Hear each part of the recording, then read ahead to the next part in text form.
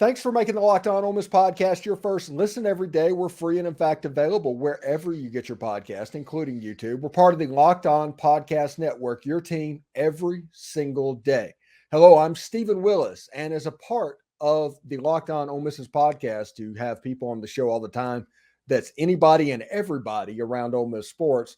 Brad Logan from Inside the Rebels is joining the show this Thursday evening. We're on Real White Commitment Day Eve on Brad Logan. Yeah, I think that's the next one that everybody's kind of looking for. The Real White, a talented wide receiver, 4-star out of Ocean Springs, Mississippi, plays at St. Martin High School. Ole Miss was in on him early and ended up committing to Arkansas. As we all know now, he decommits from Arkansas, and I think the tea leaves, for the lack of a better word, are pointing towards Ole Miss. Yeah, that's exactly there. Even though there was some drama that popped up about rumors from, I guess, competitive sites, we'll just put it like that said he might put off his announcement. He actually announced the announcements this morning on his Twitter feed to tune in at 10 a.m. Central Time on Friday morning.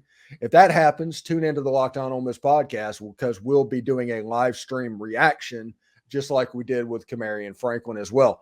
Now, Brad, Ole Miss is going through what they are calling a week of giving. Their day of collection was Monday. They raised like $1.7 million in that singular day. How is this week as a whole gone? I think it's monumental for the future of the program. Now, Lane Kiffin talked about on the day of giving that this is just the day that we know right now that the future is probably not going to look like it looks right now in regards to NIL. Legislation's being talked about. Their collectives in a group of collectives, I think, will be a governing body overseeing what we're going to see. I think more than anything, the players are always going to be compensated for their name, image, and likeness. I don't think it'll be to the extent of what we're seeing right now. I think this is just kind of a situation to where we'll look back on this and think, wow, that was a wild time in college football. I think we are closer to some form of legislation than we have been in quite a while. I think Lane Kiffin is kind of leading that charge. In regards to giving, I mean, you just noted $1.7 million. That is paramount to building a program. I just tweeted out a graphic that Chris Beard's transfer class, there were four or 5-star players that, pending NCAA approval, will be on the floor, not to mention 2 4-stars that have committed to the program. It is a new day in recruiting, specifically basketball in the men's division and football. And I think when Tyler Jordan of Realtree came out and made a pretty substantial donation to the NIL collective, it went over $1 million. Eventually, they would get $700,000 additional. It was a monster day. And I think with that type of giving and the way that Matt McLaughlin inside the Ole Miss Athletic Foundation, along with Denson Hollis, they kind of manufactured and kind of talked amongst Keith Carter and that group inside the Ole Miss administration and got that day of giving together. I mean, you talk about that amount of money. I mean, that is earth-changing money when you talk 1.7 million, not to mention what's going to be given the remainder of this week. I'll be interested to see what the final total is at the end of the week. Only thing we saw, publicly was that day of giving on Monday, but there's so many things going on behind the scenes. I'm really excited to get the text message of how much was raised by the end of the week. So do you have any idea of what the goal was from this day of collection? I do not. I think I will learn more. I've got a conversation coming with one of the administrators by the end of the week to find out how much they raise and kind of the goal going into that. But that was one of my questions, and I got a 30-second answer that didn't answer the question. So I'm not sure what the goal was. I'm sure there was one, but I was not, led to believe what that goal is. Yeah, no matter how much they may not have had one. I mean, they may have just said, let's just see what we can do. Yeah, no matter what they get, that's $1 more than what the goal was. Yeah, I mean, it's once again, I can't say enough for Matt Denson in that athletic foundation office, along with Keith Carter and, of course, Walker Jones has kind of led the charge. This was a collective effort. I thought the video, I thought the content of itself, of course, I'm looking at the green screen and looking at the graphics. I thought it was flawless. I thought they did a wonderful job inside the administration. They obviously filmed that, or not, they didn't film it. It was live. They streamed that inside the Manning Center. And I'm just, I'm just really, really blown away at the production process of that, and how much money they raised on top of that. Yeah, if they're not probably not going to ask me, but if you were to give some constructive criticism, because this is obviously going to become an annual or semi-annual thing that they do, is they need a floor director, kind of a traffic cop, because they would have 320, 330 concurrent viewers during the actual broadcast, and they'd go to their break and it was a little bit long. And when they'd come back, it'd be at 220, 230. They would lose a lot of viewers that were tuned in. So maybe a traffic cop, a floor director, and a little bit shorter breaks. And they've got a pretty nice setup for what they're doing, and like little tweaks here and there, and this thing could really blow up. Yeah, I think obviously I wasn't there, but I was watching with everyone else. I think a lot of that delay was just, transferring mics, and honestly getting coaches there, and getting the guests there and set up. And if you notice, Lane Kiffin was last, but Matt came on for a segment just because nobody told me this, but knowing Lane, he was probably late. And but now when he did show up, he had some great content. I thought David asked some great questions along with Walker Jones, and I just thought it was a great event. You would know much more about the video element than me, but just from a non video guy, I thought it was really good. I thought the production was good. The audio was good. Wasn't a lot of skips in the audio at all. And I didn't look at the numbers specifically, but judging by the numbers given, I would expect it would be pretty substantial. Yeah, I would imagine this is going to be something that we're going to see on a semi-regular basis. And that recruiting room, I think that's the recruiting theater, is where it was filmed at. Yeah. Oh my goodness, that's nice. Yeah, the Manning Center, the media was able to get a tour of that back on the 10th, and from all the information that I've received, it is a top of the line, um, you know, everything that you could imagine that the student athlete needs. And I think it says a lot about a lot of the social channels we've seen. Obviously, we may talk about this or not, but the Jaffe kid that Ole Miss got committed along with Bloomfield.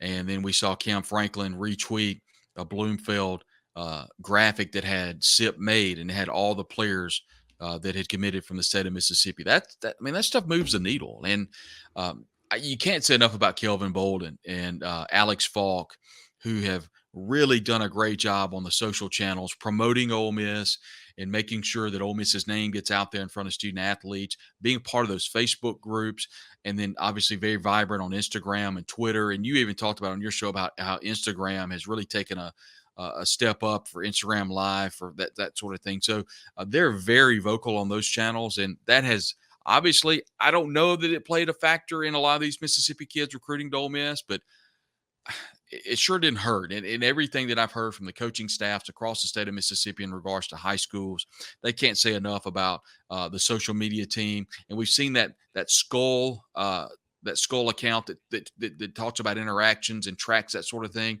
Ole Miss is always in the top 3 to 5 every year. So, and then this year, I think the last graphic I saw, they were number 2 behind Texas. So they're definitely making the waves around the social channels and just being at the front of things. I think that goes in line with what we're talking about right now. Being in front, get in front of this NIL, get in front, get the money while the getting's good. Don't wait until you lose a game against Alabama and then start giving on the Monday. Start the giving when everybody's fired up and you're undefeated. And I thought that was a great move by the administration. Yeah, they planned this. This is probably planned for a couple of weeks to do Sure. this this day of collection. Yeah, you can't throw that thing together. Yeah. And that Cam Franklin happens. I think Walker Jones just had to be like Scrooge McDuck that day. Yeah. I mean, it just, I'm sure there's a little bit of luck involved in that, getting that big Cam Franklin commitment. And to say that didn't excite the entire fan base and the people that cover recruiting, kind of looking back and saying, well, he's going to Auburn. Hugh Freeze has come in and swept him away. And I guarantee the Ole Miss fan base is excited that they have stuck it to Auburn before they even play on the field. I mean, I think that game on October the 21st against Auburn is going to be one for the ages. Hugh's going to be fired up. And look, people are underestimating Lane Kiffin. You don't think he understands what this means? You don't think this means anything to him? I encourage you, if you follow Ole Miss football on Twitter, look the day that Cam Franklin committed. you can see about 3 or 4 people come running out of the stands, and they hand the phone to Lane Kiffin and watch his reaction and tell me it doesn't mean anything to him. Yeah. And this is just a rumor. I've heard nothing, but this is a rumor that's going around the fan base at the time being. The rumor is the source of the John Sokoloff thing from way back in November was Hugh Freeze. And I don't know. yeah, nobody knows that. Like I said, it's a rumor. I mean, But back when it was going on, I mean, everybody pretty much pinpointed the source of this was absolutely John Cohen because of John Cohen's relationship, who was at Mississippi State, obviously transitioned to the director of athletics at Auburn the week of the Auburn Mississippi State game. So, I mean, that's kind of what we all thought. And then there's obviously been a lot of talk, but at the time, that's what we thought that source was. Of course, that was the perfect person. Just out of curiosity, why would Hugh leak that? so that Lane would not be the candidate for the job. Yeah, to blow that up. So it's like I said, it's Well, all they did blow up. conspiracy. Yeah, and conspiracy theories and everything. The fan base is going to do that all the time. But the point that I was going to make after that is, if everybody's noticed the Auburn social media presence attacking Ole Miss people online and the comments that they have about Ole Miss, it is the most bizarre thing that I have seen. I've seen people talk about that. I haven't really followed it very closely. I think with Hugh being the head coach over there, I mean, there's obviously going to be an element of enhanced enthusiasm for the rivalry. Auburn Ole Miss has always been a pretty good rivalry, and I just think this ratchets the pressure up even more. I haven't seen any really anything amped up anymore, but I do expect by the time the game comes. Like we said, coming up October 21st in a couple of weeks or a couple of months, I do think that will be ramped up on steroids for sure. Yeah, that game's going to be a zoo. I'm expecting primetime Jordan Hare horseshoes, the whole 9 yards to come out that night. Anyway, let's turn our attention away because we are about to get into game week. We are in single digits away from the Ole Miss Mercer game. So I just want to ask this question. How do you see, not the score? I mean, I think everybody's assuming that Ole Miss is going to win this game fairly comfortably. But if you want to think about what this Ole Miss football team looks like and how it goes, how do you think this Mercer game is going to go? We know what the offense is. We know it's Jackson Dart's team. We know Quinshon Judkins is a phenomenal running back. I mean, yeah, maybe we're looking to see what wide receivers step up, but I'm going to be honest with you. I'm looking at 2 positions. I'm looking at linebacker to see what Monty Montgomery looks like, John Jean Baptiste. I want to see what Asanchi Sisront looks like. I'm looking at Suntarine Perkins. The second position I'm looking at is defensive backfield.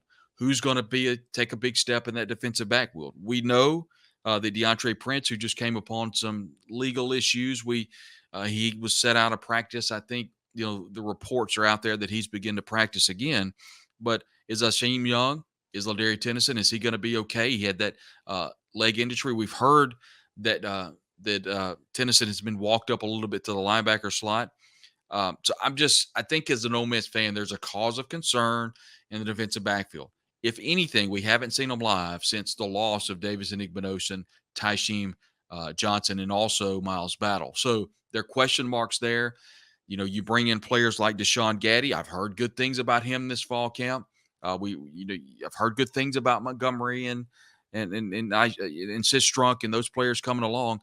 But until you see it, you see it in person, we'll go from there. But that's definitely the 2 positions I'm looking at. And obviously, you fast forward the following week down in Tulane. If I've heard it once, I've heard it 1,000 times. People are talking about Tulane running the table.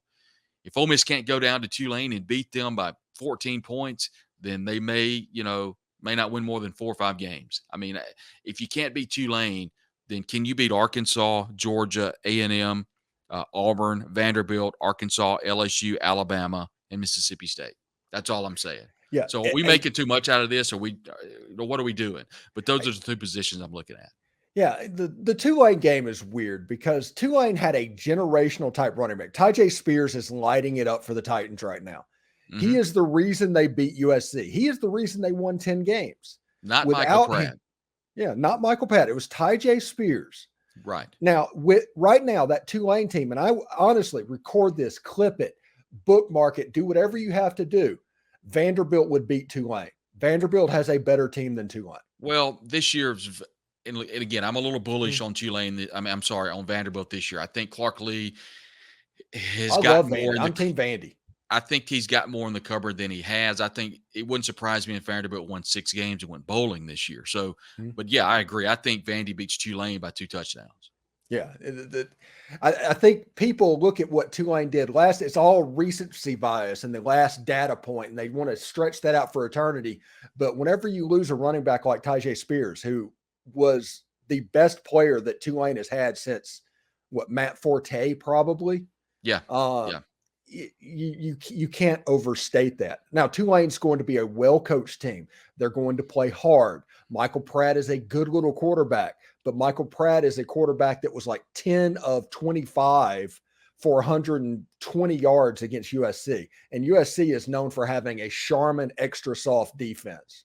So, I mean, let's not get ahead of ourselves. That's Well, my there's point. one position that I didn't talk about that I think is a cause of concern, and that's the best defensive front Ole Miss has had in probably 20 years, led by Mhm. J.J. Pegues, Stephon Wynn, and then of course Cedric Johnson, who's fully healthy. We asked him in media day, how do you feel, and he smiled and said, "I'm 100%. I'm ready to go." I think this is the deepest defensive line that Ole Miss has had once again in 20 years, and I think they're going to. If anything, I think being so good and having that depth across that defensive front is going to do nothing but help lend a little bit of stability to the linebacking core and to the secondary. I'm honestly not as worried about the linebacker play as I am the secondary, because the linebacker play I think can be okay with Montgomery, with Baptiste coming in with Perkins, and then coming in with Tennyson walking him up. And then, of course, we talked about Asante Sisruk. So I think that's not as much of a concern. But as long as that defensive front's putting pressure on the quarterback and doing its job, keeping those guards, keeping those fullbacks off of the linebackers, I think that's just going to help the defensive backfield too. Yeah, if you want to look at my position, if you've listened to my show at all, the position that I am most worried about on Ole Miss's team is safety. Not Yeah, worried about corner. I'm I worried agree. about safety. Yeah, They're kind of in show me mode. Can Ishim Young not be that box safety type Chris Partridge type linebacker that he's, or defensive back safety that he has been for the last 3 years, and play more of a free flowing defense that Pete Golding wants it done? Can he do it? Ladarius Tennyson has already been moved down to linebacker. which So, real quick, I think yeah. that says a lot about how Trey Washington has come on. We Mm. watched Trey Washington in the scrimmage that was open to the media this past Saturday. He got a little bit banged up. What if his right or his left ankle had been, it was heavily taped. But I do think if Trey Washington is healthy, I think that says a lot about why they moved Tennyson down. They feel good about Trey Washington coming in and spelling Ishim Young.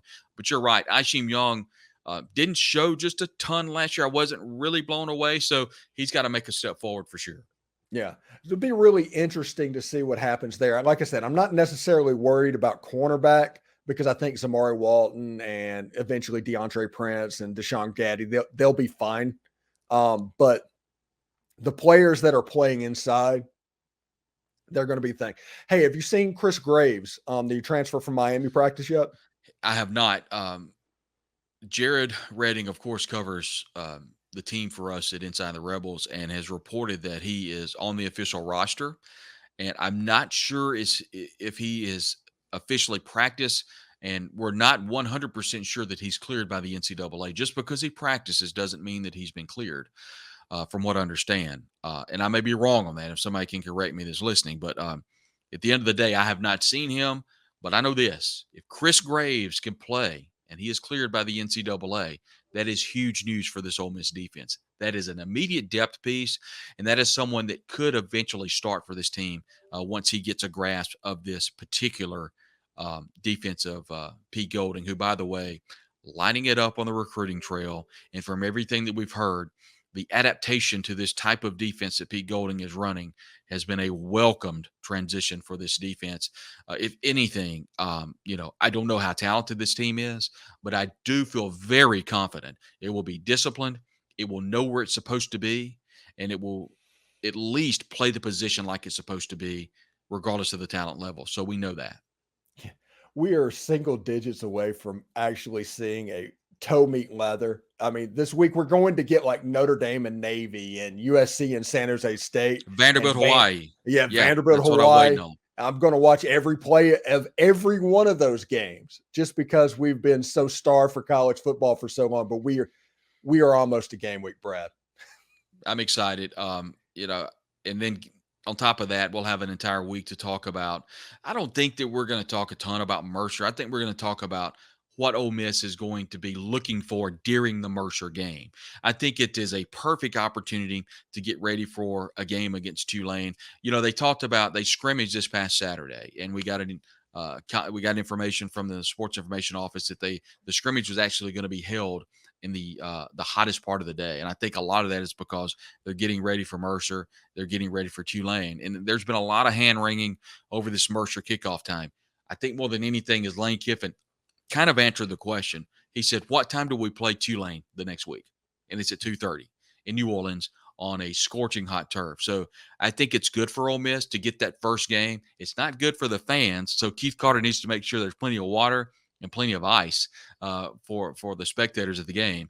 But I do think it's important you play that hot game, you get ready, because it's going to be a burner. If anything is like it is here in North Mississippi, it's going to be a burner down in New Orleans the second week of the season against Tulane.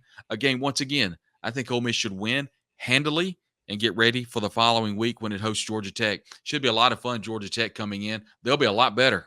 They'll be a lot better than last year. Jeff Collins was on his way out when Ole Miss played him. He pretty much cemented that with a 42-0 win on the road in Atlanta. So they'll be a favorable foe before Ole Miss heads over to Tuscaloosa on September the 23rd.